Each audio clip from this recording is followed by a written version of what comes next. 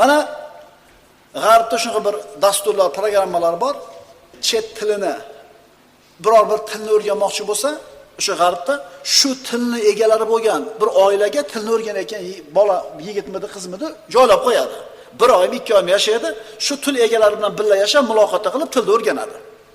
Arabistonlik bir yigit ana shu G'arbga boradida, ularni tilni o'rganishlik uchun bir oilaga uni ham shu boyagandek biriktirib qo'yishadi. Haligi g'ayridin kishi ayoli bilan bir yoqqa ketishlikdan avval haligi musulmon yigitga aytdiki, biz dedi falon joyga ketyapmiz ayolim bilan, mo kichkina qizim bilan o'tirib tura olasanmi? Ha, mayli o'tirib turaman. Ular ketishdi. Haligi musulmon yigit qoldi, kichkinagina qizcha. Oshxonasida yugurib bir vazani sindirib qo'ydi. Va rosa yig'ladi hali bir 4 ga yoki 5 ga kirgan qizcha. Yig'ladi. Nima yig'layapsan? Sindirib qo'ydim, onamga nima deyman? Ha, yig'lama. Onang kim sindirdi deb so'rasa, meni sindirdi deb qo'y dedi. Men yangisini olib beraman, mushkula hal bo'ladi dedi. Rozi bo'ldi. Kechki payt ota-ona keldi, g'ayridin. Qarasa vazni siniq. Kim sindirdi deb qizidan so'radi.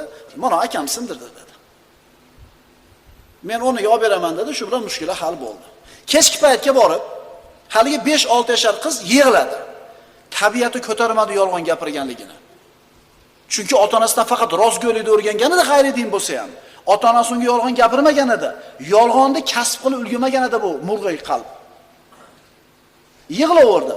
Onasi nimaga yig'layapsan deb so'raganida, men bir narsani yolg'on gapirib qo'ydim. Shuni tan olishim kerak dedi.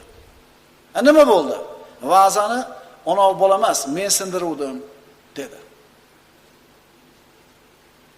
Bu qizchaning otasi keldida haligi musulmon yigitga, sen bizni uyimizga kelib yashaganlarning ichida axloqing eng zo'ri eding.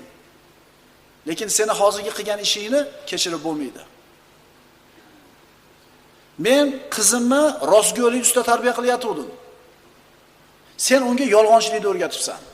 Endi biz uyimizni bo'shatib qo'y, boshqa uy qidir dedi. Rostgo'ylikni ham, yolg'onchilikni ham qayerdan o'rganar ekan birodarlar? Siz bilan bizdan.